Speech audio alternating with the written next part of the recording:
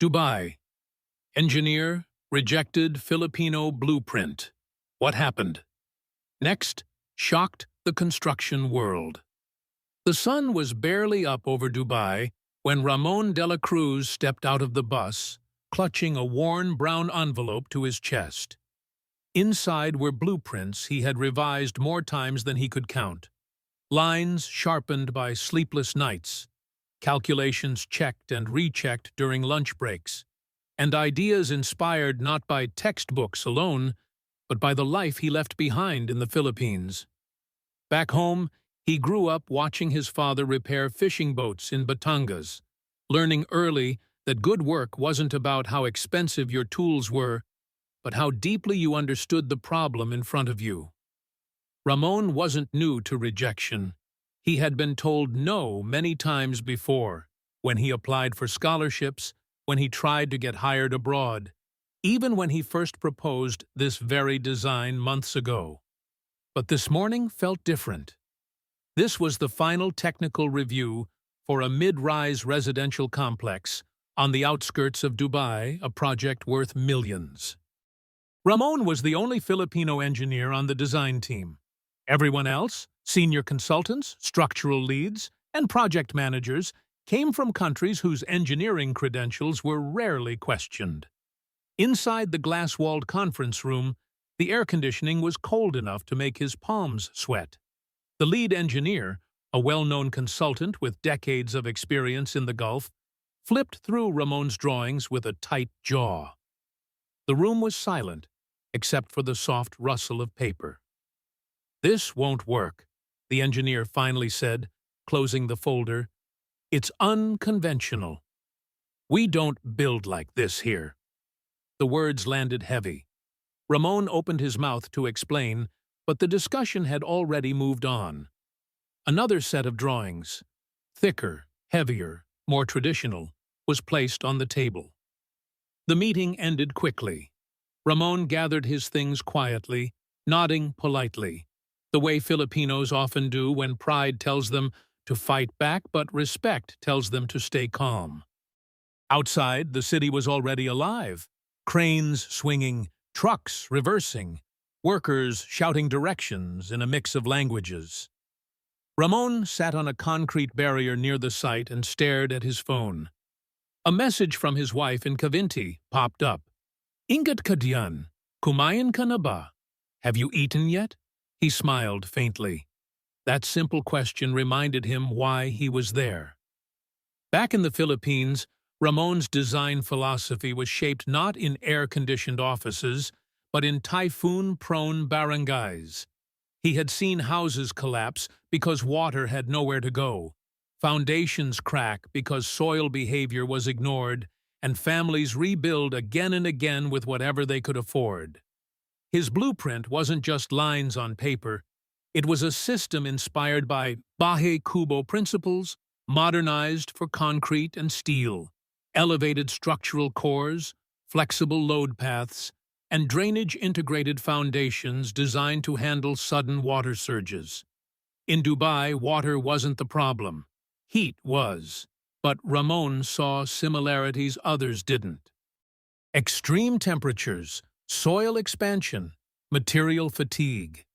His design proposed a modular foundation system that allowed micro-adjustments over time, reducing long-term stress on the structure. It was cheaper, faster to build, and, according to his simulations, more durable. But it didn't look like what people expected. For weeks after the rejection, Ramon returned to his routine. Wake up before dawn, ride the bus with fellow OFWs, electricians, welders, carpenters, many of whom recognized him as Engineer Ramon. They shared coffee, jokes, and stories of home. On site, Ramon helped where he could, sometimes reviewing calculations for junior staff, sometimes translating instructions for Filipino workers who trusted him because he spoke their language. One afternoon, while inspecting a nearby site, Ramon noticed something troubling. Hairline cracks had begun to appear in the foundation slab of a building that used the approved design. At first, it seemed minor, But Ramon knelt down, ran his fingers along the concrete, and felt the familiar warning signs.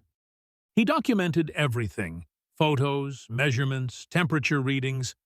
That night, he stayed up running numbers on his old laptop, comparing the performance of both designs under the same conditions.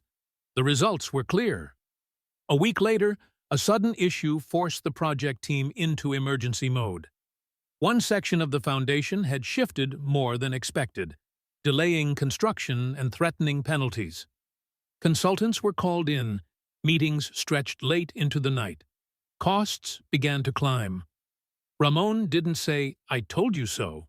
Instead, he quietly sent an email. Attached were his original blueprints, updated with site-specific data, and a clear, respectful explanation.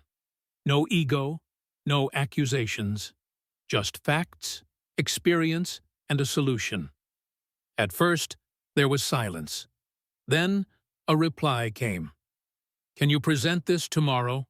The next day, Ramon stood in the same conference room, but the atmosphere had changed.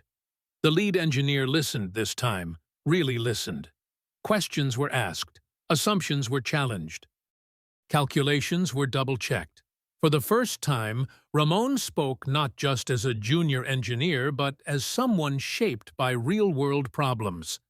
He talked about designing for uncertainty, about learning from communities that had no choice but to innovate with limited resources. He explained how Filipino engineers are trained to adapt, not because it's fashionable, but because survival demands it. The room was quiet when he finished. Finally, the lead engineer leaned back and nodded slowly. "Let's pilot this on one section." That pilot changed everything. Within weeks, the modified foundation outperformed expectations. Installation was faster. Material costs dropped. Stress readings stabilized even during peak heat. Word spread quickly, not just within the company, but across the construction community. Soon, Ramon was being asked to consult on other projects. His design principles were adapted, renamed, and integrated into larger systems. The same blueprint once dismissed as unconventional became a case study. But for Ramon, the real victory wasn't professional recognition. It was the day he video called home, showing his wife and children the site from his phone. His youngest asked, "Papa, ikaw ba gumawa niyan?" Ramon laughed, eyes moist. "Konti lang," he said, "just a little." In the Philippines, news of his success reached his old university.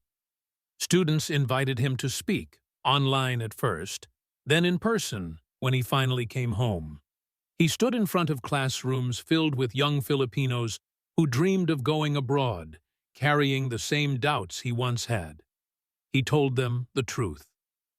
"That rejection will come," he said, "sometimes because of your passport, sometimes because your ideas don't look like everyone else's.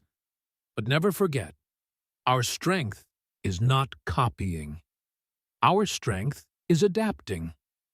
Back in Dubai, the construction world took note. Firms began seeking engineers who could think beyond standard templates. And quietly, without headlines, Filipino engineers gained a new kind of respect. Not for being cheap labor, but for being problem solvers. Ramon still rides the bus some mornings. He still drinks coffee with workers who remind him of home. And he still carries that brown envelope, now thicker, filled with new designs born from the same place as the first. Because for Filipinos like Ramon, blueprints aren't just about buildings. They're about resilience. And sometimes all it takes to shock the world is refusing to give up on your own design.